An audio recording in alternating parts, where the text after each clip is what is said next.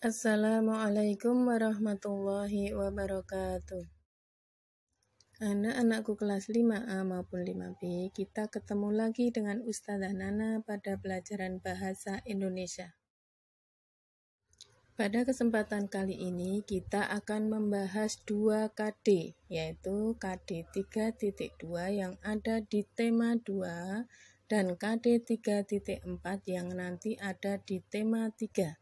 Jadi kalian bisa siapkan LKS juga ya untuk menyimaknya. Nah, berikut adalah materi di KD 3.2 yaitu mengklarifikasi informasi yang didapat dari buku ke dalam aspek apa, di mana, kapan, siapa, mengapa, dan bagaimana.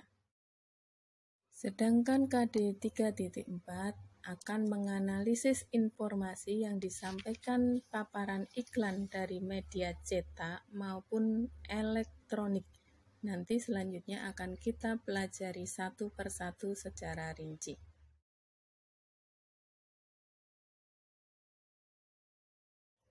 Masuk pada materi pertama, yaitu menentukan informasi dari teks. Kita dapat memperoleh informasi dengan membaca. Informasi dapat juga kita peroleh dari jawaban berdasarkan pertanyaan-pertanyaan yang diajukan. Kita ingat kembali kata tanya berdasarkan konsep 5W plus 1H. Apa itu? What, apa? Who, siapa? Where, di mana? Why, mengapa? How, bagaimana? Masih ada tambahan satu ya, when, kapan, terlewat di tulisan ya, tapi masih bisa diinfokan. Berikut beberapa aspek yang terdapat dalam kata tanya. Yang pertama adalah aspek kata tanya apa. Digunakan untuk menanyakan sesuatu, baik berupa keadaan atau perbuatan yang berkaitan dengan isi atau inti bahasan. Selanjutnya, aspek siapa. Siapa digunakan untuk menanyakan pelaku, tokoh, atau orang yang terkait atau turut serta dalam suatu peristiwa atau kejadian. Berikutnya, kita masuk pada aspek di mana. Kata tanya di mana digunakan untuk menanyakan tempat suatu peristiwa berlangsung atau lokasi yang akan dituju. Selanjutnya, masuk pada aspek kapan. Kata tanya kapan digunakan untuk menanyakan interval peristiwa terjadinya suatu keadaan atau terkait dengan waktu ya. Berikutnya, aspek mengapa. Kata tanya mengapa digunakan untuk menanyakan alasan atau sebab sebuah peristiwa terjadi.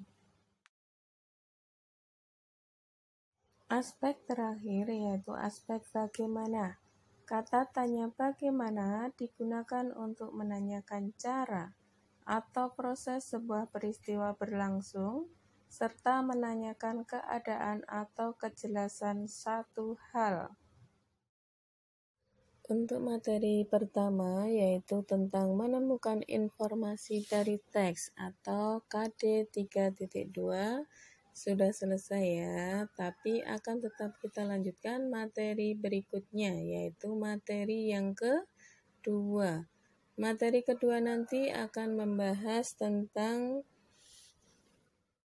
menganalisis informasi yang disampaikan paparan iklan dari media cetak atau elektronik. Nanti kita akan bahas media cetak dan juga media elektronik. Apa itu paparan iklan dari media cetak? Nanti pengertian dan contohnya akan kita jelaskan. Dan juga paparan iklan dari media elektronik, apa itu? Dan nanti contohnya juga akan kita jelaskan.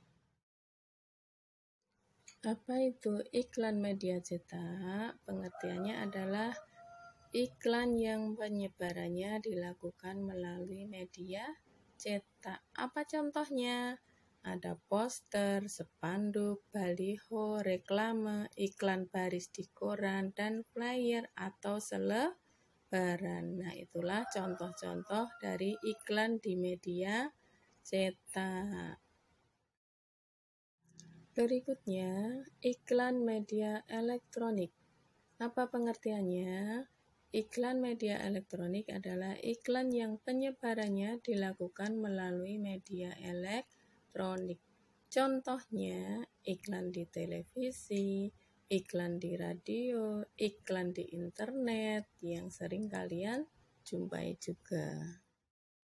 Selanjutnya, dalam membuat iklan, pilih kata kunci yang lebih spesifik dan berkaitan langsung dengan tema iklan. Jadi di setiap iklan itu cari kata kuncinya ya, pasti ada kata kunci yang spesifik.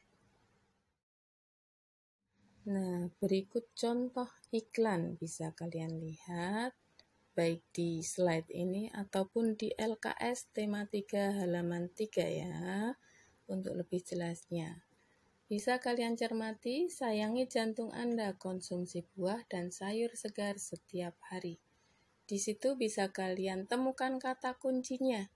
Ayo, siapa yang bisa? Kata kuncinya adalah sayangi jantung Anda. Nah, itu kata kunci yang ada pada iklan layanan masyarakat tersebut. Dari apa yang kalian lihat, apakah ada yang bisa mencermati ciri-ciri iklan? Nah, ciri-ciri bahasa iklan adalah sebagai berikut. Yang pertama, menggunakan pilihan kata yang tepat, menarik, logis, dan sopan. Berikutnya yang kedua, menggunakan kalimat yang persuasif atau ajakan dan disusun untuk menonjolkan informasi yang dipentingkan. Jadi iklan itu harus singkat, padat, dan menarik. Nah, itu. Selanjutnya nanti masih ada nomor 3, 4, dan 5. Apa itu nomor 3? Ciri-cirinya yaitu menggunakan bahasa yang menarik orang untuk mengetahuinya, agar orang tersebut tertarik dengan iklan kita. Berikutnya nomor 4, ungkapan atau majas yang digunakan untuk memikat dan memiliki daya sugesti bagi khalayak umum ya. Terakhir yang kelima, teks iklan harus menuju sasaran apa yang akan kita tuju. Nah, itu harus sesuai iklannya yang kita buat. Nah, itulah tadi 2 materi yang sudah kita bahas pada kesempatan kali ini.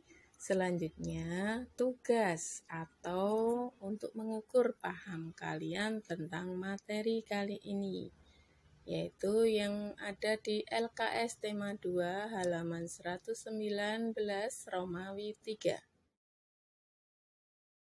Kerjakan dengan teliti anak-anak, tidak usah terburu-buru.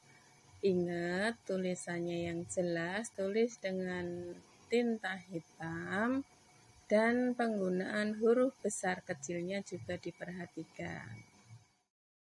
Untuk poster nomor 5, buatlah semenarik mungkin baik gambar maupun kata-katanya. Sekian materi yang dapat Ustazah sampaikan, semoga bermanfaat. Semangat anak-anak kelas 5 yang solih dan solihah. Ustazah akhiri, wassalamualaikum warahmatullahi wabarakatuh.